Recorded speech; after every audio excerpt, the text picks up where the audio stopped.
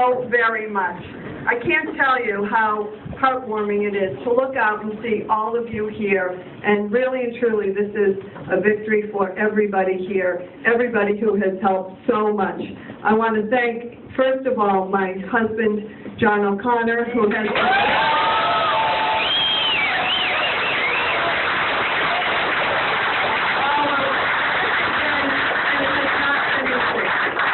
I also want to thank my family. And you know I'm one of 8 children. You probably heard it a few times. Well, many of them are here, including the youngest. And he's been out campaigning very heavily, waving on corners. And I want to thank them because really and truly it does take a huge family. And I want to include in that family all of the volunteers who have worked hundreds and hundreds of hours.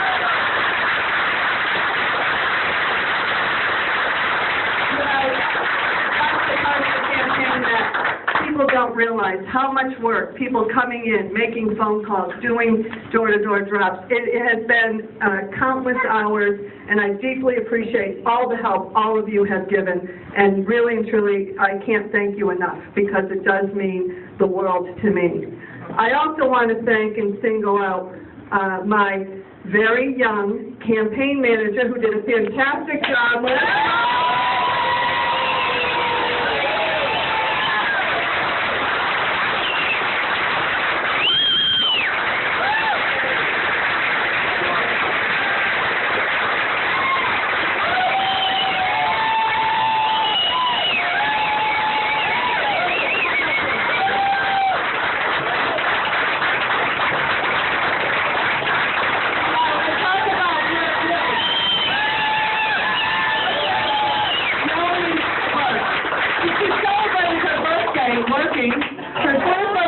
Working in the office till 8 at night. No, 10 at night that night. It was a Sunday. We let her out early. But, you know, she's been fantastic, and let me also recognize my staff, which are out of this world. Matt Gendron, where's Matt?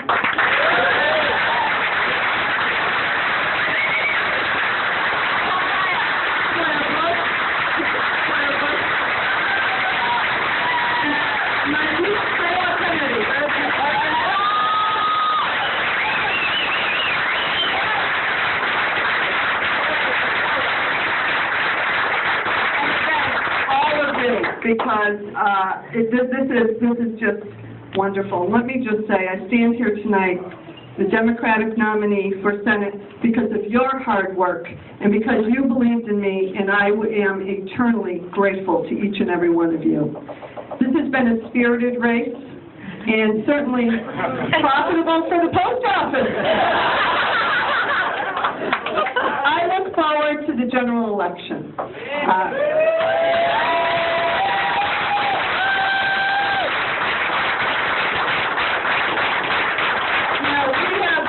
A lot during the short course of the campaign, and I'm left with 2 great impressions.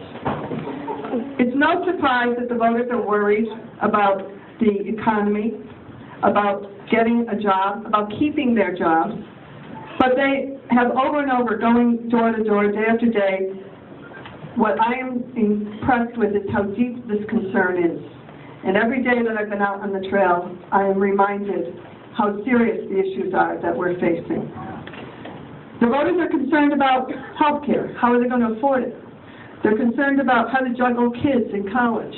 They're concerned about how to take care of their aging parents. You know, you first hear about the challenges and the differences between our expectations from government and what people think they are getting in return from government. But the greater impression for me is the hope that people have in their voices for a brighter future. People want government to work, but they want government to work for them. What unites us is the true progressive spirit to make this country better for our children and for our entire nation. They and you know the difference between saying the right thing and making it happen. And there is much to do. I'll attempt to follow the great example of Senator Steve Panagiotakis. Where's Senator Panagiotakis?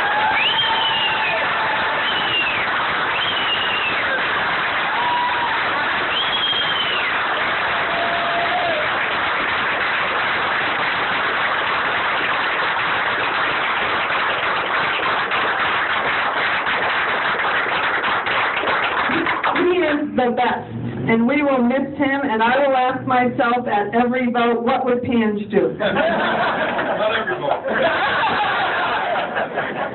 But I will promise you that because there's only one Pange, I will make my own mark fighting for the interests of healthcare, education, a green economy, and creating and keeping jobs in the district.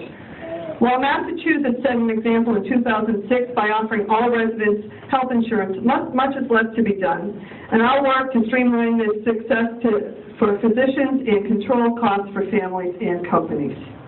I believe education is the best foundation to ensure success of our children and our state. And in the Senate, I will fight to maintain early education and after-school programs. Speaking of children.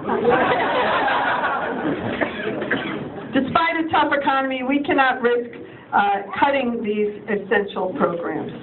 A green economy can potentially provide Massachusetts with new source of jobs, cost savings, technology, and help preserve our beautiful state. It's important that we think green now to keep Massachusetts as competitive as possible in the future. With concerns over jobs and the economy in the forefront of our minds, I'll head to Beacon Hill with your help and vote on November 2nd with solutions. Massachusetts economy couldn't exist without small business, and we need to make sure that our state policies allow them to keep their doors open. We also need to invest in workforce development and to retrain people who've been laid off. People want to work, and I'll work to make sure that they have every option to do so.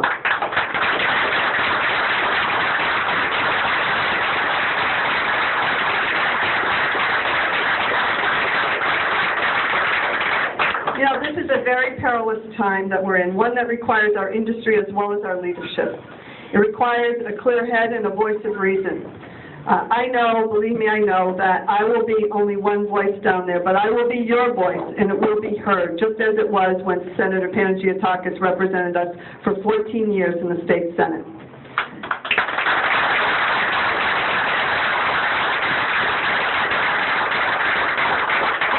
But the greatest thing about this campaign is knowing that if elected, that you will all be there right with me, and that is truly the best victory and blessing. We must right the ship, and I'll spend every waking moment working to make that happen. With your strength and your support, hopes and dreams, I hopefully will be your voice on Beacon Hill. I also want to make mention that before I came here tonight, I spoke with my worthy opponent, Chris Doherty, who sends his best and has pledged to work together, and I want to congratulate him on conducting a spirited campaign, and I know that he will continue to work very hard for the Democratic Party, as he has told me tonight, and we know that he will do it because no one has worked harder than him, and I mean that sincerely. So I want to give congratulations.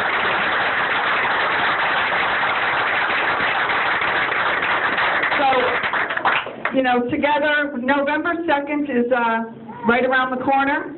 We have a lot of work left to do, so don't anybody go on vacation, you know. I still need keep those signs, but again, I want to thank you. I look forward to the next several weeks campaigning, this time against a Republican and an independent. But we're up to the task. We had good training this time.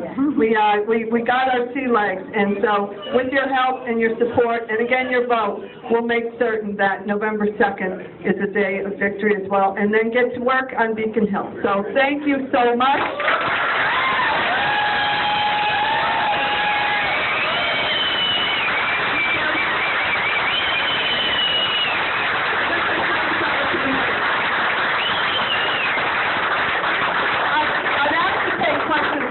To hear it. Thank you very much. Again, congratulations. Let's hear it for Eileen.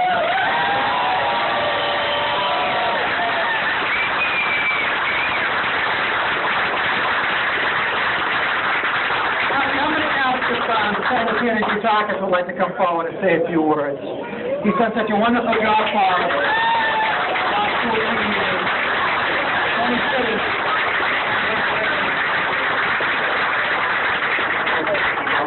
Great evening for all of you, and certainly for our candidate behind me. I remember a few years ago, on a night like this, we stood together with all the anticipation and hope, and things didn't quite turn out the way we had wanted or planned.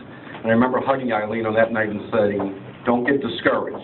Your day is going to come. Well, her day is here right now.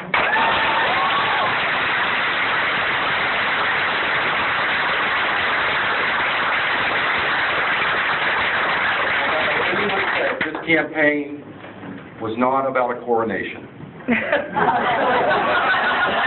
I mean, seriously, it was a crucible. But sometimes you need to go through that to come out the other side stronger, smarter, and more ready to do battle with the Republicans.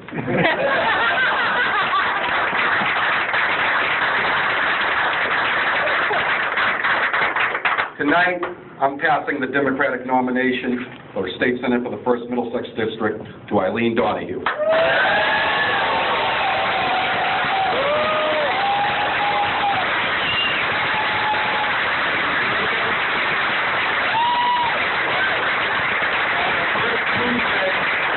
In November, you will be our new state senator.